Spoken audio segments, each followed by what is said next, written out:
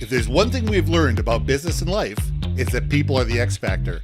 They constantly surprise us, both in amazing ways and not so much. We're Ben and Syya, and welcome to the Gnaw on This Business Bites podcast. This show is all about real life things we all deal with every day, how they relate to business, and how to make some sense out of our daily chaos. Welcome to the show.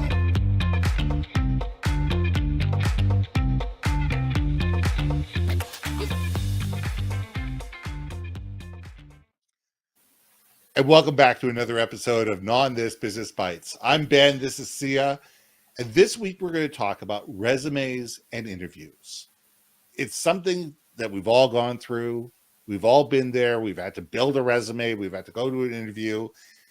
And the trick is to sit there and say, are we throwing the same resume at everybody? Are we actually spending the time to sit there and say, what is the job about? How do we add value? How can I personally put my particular stamp, my vision, my ideals, what I'm really good at, and how can I help this company be better and build a resume and a cover letter and an interview that reflects that? Because in today's world, I'm not an HR professional. I've played one on TV, but they get hundreds of resumes, hundreds of people apply for certain positions. And most of them get thrown in the garbage. Most of those people that apply, their resumes end up in that circular file, never get called, never get given a second thought because they don't differentiate themselves. They're not unique. They're not aligned with what the particular needs of that particular job are. And they look generic, and they smell generic, and they sound generic. And we can't just be like everybody else, because if we're like everybody else, who cares? Who cares about you? People want to know when they're hiring, can this person solve the problems that I have right now? Can this person grow with us? Can this person fit in with our company culture? Can this person solve things that we don't even understand, but we know that we have problems with, or be able to identify problems that we didn't even know existed? They're looking for that person who can be an addition to the company, not a cookie cutter to the people that are in the company, but somebody who can add value. And we need to think of it. How do I, as an individual, add value to the people that I want to work with? And sitting there and throwing your resume, the same cover letter, and interviewing the exact same way through every single process, you know what? You sound the same as everybody else. You look the same as everybody else. And then nobody cares. So Syya, let's know on this. Well, my friend, as a former IT recruiter, I can tell you, and this is 20 years ago plus, right? So times have changed. So some of the advisement that I gave to my nieces and nephews, it's interesting. My oldest niece actually gave me almost like opposite feedback to their cousins, and it was such an eye opener to me, because what I thought was unique and cool was 20 fracking years ago, right? So they've been doing it for 20 fracking years, right? So that is the craziest part to me is, okay, how do you humanize yourself in a process that's inherently inhuman, right? The way that recruiters and HR find candidates in general is usually through an application that sorts and pre-sorts you through some various algorithm that they put in, buzzword keywords. So you're robotically already removed. Was that word? Oh my gosh, you're already booted out in the decisioning tree. And then it gets towards the end where they're like, okay, well, these are the vetted out, quote, acceptable resumes. Now look at them, right? So how do you make yourself different? One thing, and I hate to say it, is the number one thing for resumes to make yourself stand out is know someone at the company. There is a lot of truth in that. Because you could literally be the perfect candidate have all the metrics in place, and the machine, whatever, the algorithm, the app will be like, yes, yes, yes, yes, yes. And then when you get to that final end part, you know what? There's going to be one section that says, if the candidate fits all of these, that means they're overqualified. Next, boom, and you're gone. And you're like, what the F, dude? Right? So, number one, if you're going to apply for a job, okay, I fully understand everyone out there. Sometimes you just got to do a blind and spam out your resume. Absolutely understand. That is absolutely something that has to be done. But if you have the ability to network with people that you know that can help you and make introductions to people that are decision makers in that organization, that to me would be your first route. Okay. True. And in that context, you can make a resume customized to that role because you know a human will actually look at it. So in that context, I say have some fun with your resume because it's going to a human. It's not going to go to a machine. So screw those buzzwords and all that. Go to what is valuable to them. Why is that position open? If you're a person that, introduce you to that role, odds are high they probably know something about the personality of the hiring manager, of the job, why it's filled, why it's not filled. Is it a backfill? Is it a new position? What's going on? Right? That those types of information you can absolutely cater your resume to in a much more satisfactory way that whoever's reading it is going to be like, this is a good decision, right? Yeah. Number two on that though is I don't know. What are your thoughts on this? Okay, because I've seen this where people are putting pictures of themselves, Ugh, or they're don't putting do it. or they're putting their social media handles. I would love your opinion on it before I say mine. So, what do you think? Okay, I'm a big believer of having your LinkedIn profile on your resume is not a horrible thing. They're going to look for it anyway. Honestly, most recruiters, most people that are hiring managers, most people that end up being the decision makers who are going to look at your resume are going to search you out on LinkedIn. So having your LinkedIn profile on your resume is great. Having your TikTok, Facebook, Instagram, Pinterest, Twitter, and 17 different platforms on there. I don't see any reason, because here's the thing. If they really care, they're going to look anyway, because they're going to look for reasons to not hire you.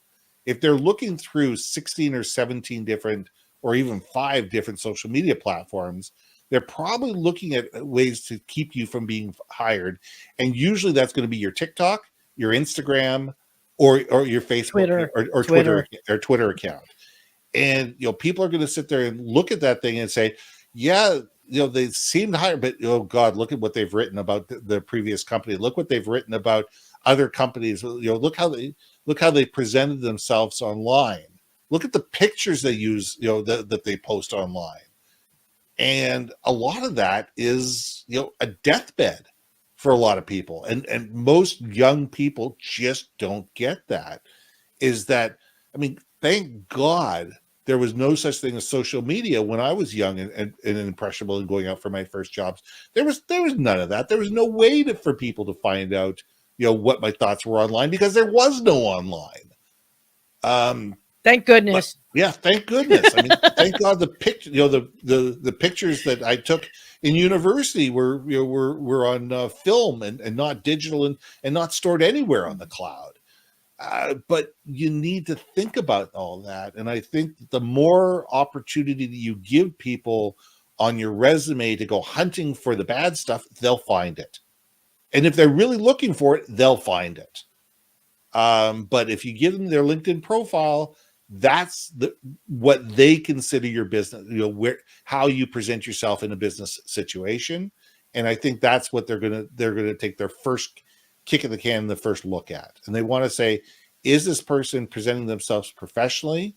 Can they tell an articulate story?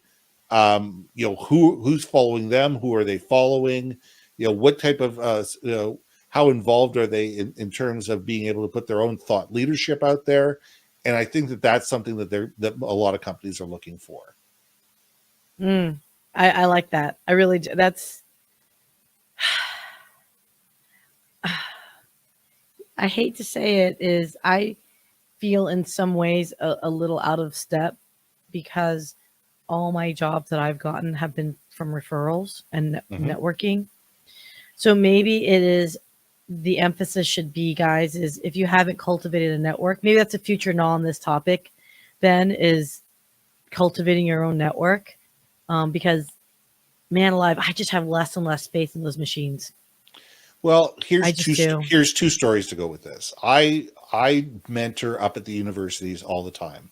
Four Hmm. times a year, I go up there and teach interviewing skills, networking skills, and presentation skills.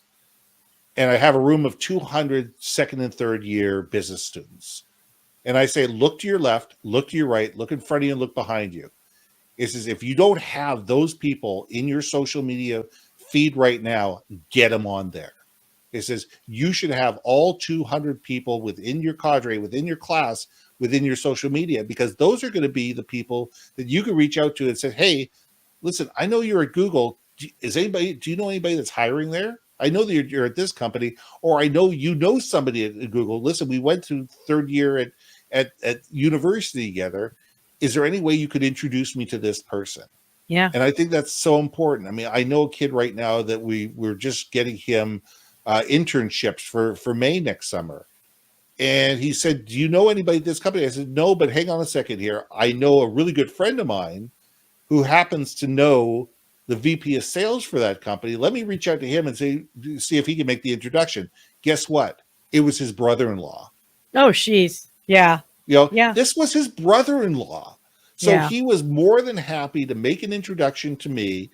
I made the introduction from the brother-in-law to this kid who was looking for it in there.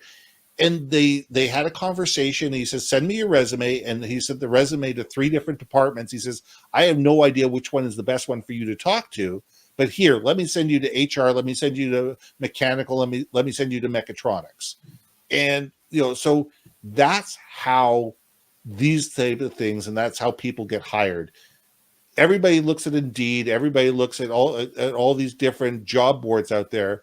It's almost impossible for you to differentiate yourself on there. You're as powerful as your network. And if you don't know somebody who works for a company, see who you know that they know and see if those people can make an introduction. Yes. That's how this game is played. You know what we didn't talk about, and I know we're getting up on time a little bit, is the actual interviewing itself. Yeah, The interview. Maybe we should add that, to maybe next topic, because I almost absolutely. feel like the resume part is so big because the other thing too for the recent graduates out there, no one cares about your GPA. No. Sorry.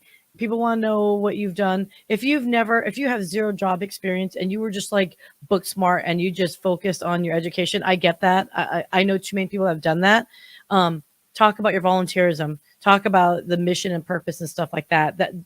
Talk about community. Talk about community. Those are ways you can work around it, because we can teach you skills, but we Yes, can't teach you to care. exactly.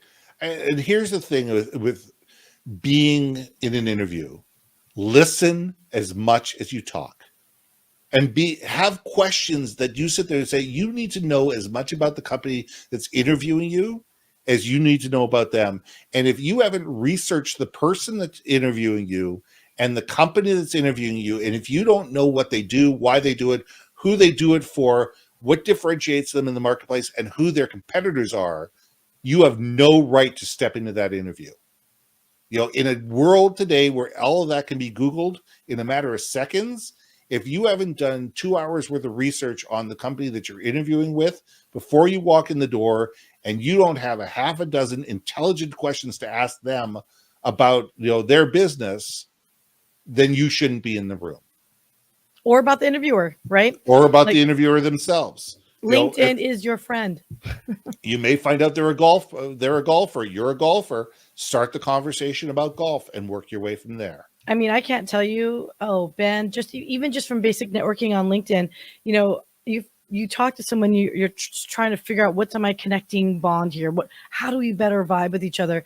And this one gal, I'm not gonna lie to you, she was cybersecurity, a little on the firm side of like no BS. And then I just mentioned something about my dogs. I think they were barking, and or I saw her dog in the background, and I was like, oh my gosh, I have a Jack Russell too. And all of a sudden, boop, the eyes lit up and the doors opened, and it turned into quite a kvetch fest, quite frankly, of our Jack Russells. But outside of that, that was our bond. And after that, it was like it flowed more easily. So imagine in your interview, as in working relationship, you find that connection and your working relationship might flow more easily. So yeah, 100, I'm a big advocate for that. I mean, God, Ben, we can keep talking about this all day. Oh yeah. And just think, we're all human beings. Treat the other person like a human being and they'll treat you like a human being. And that's what it is. So let's leave it there. Let's gnaw on this together. And thanks for coming on board. I'm Ben. And Syya. We'll see you soon. Hey. Thanks for listening to another episode of Gnaw on This Business Bites. If you liked what you heard, we most humbly ask that you like, share, and hit that subscribe button. And if you want to communicate more effectively within your organization, contact Ben at yourbrandmarketing.com or me at brilliantbeammedia.com. We can help you build your community, brand awareness, and personality through digital content and podcasting. We cannot wait to hear from you. So see you next week for another episode of Gnaw on This Business Bites.